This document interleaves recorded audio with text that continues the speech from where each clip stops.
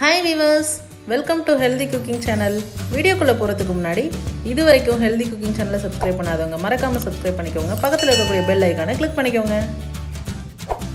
Hi friends, இந்த வீடியோல நம்ம இன்னைக்கு cauliflower குழம்பு எப்படி செய்யலாம்னு பார்க்கலாம். சூடான சாதத்துக்குடியும் இட்லி, தோசை, சப்பாத்தி எல்லாத்துக்குமே சூப்பர் சைட் டிஷ். வாங்க எப்படி செய்யலாம்னு பார்க்கலாம். அதுக்கு நான் வெதுவெதுப்பான தண்ணி, ரொம்ப ஹீட்டாக இருக்கக்கூடாது, லைட்டாக வெதுவெதுப்பான தண்ணியில் 1/4 டீஸ்பூன் மஞ்சள் தூள், 1/2 டீஸ்பூன் உப்பு சேர்த்துருக்கேன். இது எல்லாத்தையும் சேர்த்து நல்லா கலந்து விட்டுட்டு கட் பண்ணி எடுத்துருக்கக்கூடிய காலிஃப்ளவர் அதில் சேர்த்துக்கிறேன். உங்களுக்கு எந்த மாதிரி சைஸ் வேணுமோ அந்த சைஸில் நீங்கள் கட் பண்ணிவிட்டு இதில் சேர்த்துக்கோங்க. சேர்த்துட்டு ஒரு 10 நிமிஷம் அப்படியே விட்டுருங்க. 10 நிமிஷத்துக்கு அப்புறமா நம்ம அந்த தண்ணியிலேருந்து அதை வாஷ் பண்ணி எடுக்க போகிறோம். நல்லா அலசிட்டு இந்த மாதிரி எடுத்துக்கோங்க.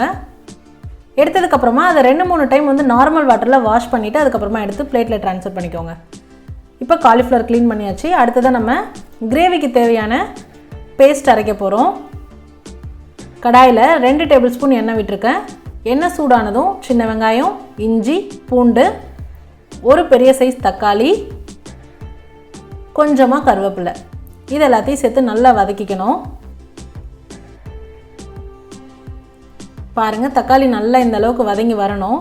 அப்போ தான் நமக்கு குழம்பு வந்து நல்லா டேஸ்ட்டாக இருக்கும். இப்போ இதை நம்ம ஆற விட்டு எடுத்துக்கலாம். அதுக்குள்ளே மிக்சர் ஜாரில் தேங்காய், துருவன தேங்காய் இருந்தால் டைரெக்டாக 3 டேபிள் ஸ்பூன் சேர்த்துக்கோங்க. நான் துருவாதனால தேங்காய் மட்டும் அரைச்சி எடுத்துகிட்டு அதுக்கப்புறமா நம்ம ஆற விட்டு வச்சுருக்கோம் இல்லையா, அந்த தக்காளி, வெங்காயம் இது எல்லாத்தையும் சேர்த்து அரைக்க போகிறோம். இப்போ இதெல்லாமே மிக்சர் ஜாரில் போட்டுட்டு லாஸ்ட்டாக 1 டீஸ்பூன் அளவுக்கு உடைச்ச கடலை. கிரேவி நல்லா பைண்டாக கிடைக்கும், நல்லா டேஸ்ட் இருக்கும். உங்களுக்கு வேணாம் அப்படின்னா நீங்கள் சேர்க்க வேண்டாம், இல்லை முந்திரி கூட சேர்த்துக்கலாம். இந்த மாதிரி தண்ணி விட்டு அரைச்சி எடுத்துக்கோங்க பேஸ்ட்டு போல். அடுத்ததாக இப்போ நம்ம கிரேவி செய்கிறதுக்கு கடாயில் 2 டேபிள் ஸ்பூன் அளவுக்கு எண்ணெய் விட்டுருக்கோம். எண்ணெய் சூடானதும் கடுகு, அடுத்ததாக கருவேப்பிலை, 2 காய்ந்த மிளகாய், நறுக்கி வச்சுருக்க சின்ன வெங்காயம், இதெல்லாமே சேர்த்து நல்லா வதக்கிக்கலாம்.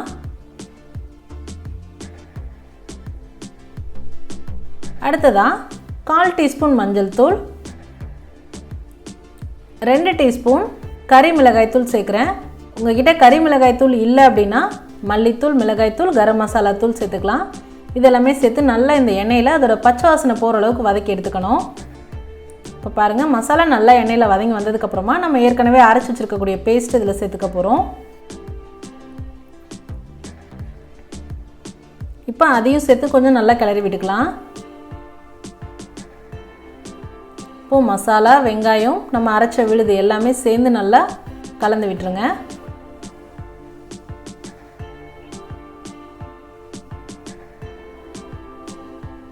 மசாலா சேர்த்தோடனே ஸ்டவ் சிம்மில் வச்சுக்கோங்க, அடிப்பிடிக்க ஆரம்பிக்கும்.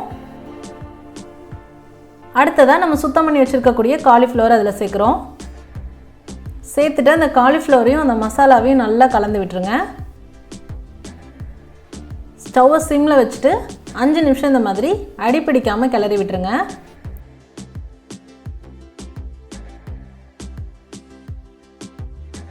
இப்போ பாருங்கள், மசாலாவும் காலிஃப்ளவரும் நல்லா பைண்டாகி வந்திருக்கு. இந்த ஸ்டேஜில் நம்ம கிரேவிக்கு தேவையான அளவு தண்ணி சேர்த்துக்கலாம். அடுத்ததாக தேவையான அளவு உப்பு. இப்போ இது எல்லாத்தையும் சேர்த்துட்டு நல்லா கலந்து விட்டுட்டு உப்பு, காரம் எல்லாமே கரெக்டாக இருக்கான்னு நம்ம செக் பண்ணிக்கலாம்.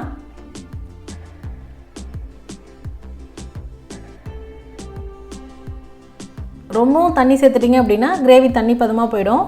உங்களுக்கு எந்த கன்சிஸ்டன்சியில் வேணுமோ அந்தளவுக்கு தண்ணி சேர்த்துக்கலாம். இப்போ பாருங்கள், 7லேருந்து 8 நிமிஷம் குக் ஆனாலே காலிஃப்ளவர் வந்து நல்லா குக்காகி வந்துடும். கிரேவியும் பாருங்கள் நல்லா தண்ணி குறைஞ்சி நமக்கு கிரேவி கன்சிஸ்டன்சி சூப்பராக வந்திருக்கு. உங்களுக்கு இன்னுமே நல்ல கிரேவியாக வேணும், சப்பாத்திக்கு வச்சு சாப்பிட்றதுக்கு வேணும் அப்படின்னா நான் சாதத்துக்கு செஞ்சுருக்கேன். நீங்கள் சப்பாத்திக்கு செய்கிறீங்க அப்படின்னா இன்னும் கொஞ்சம் தண்ணி குறைவாக சேர்த்துட்டிங்க அப்படின்னா கிரேவி கரெக்டாக வந்துடும்.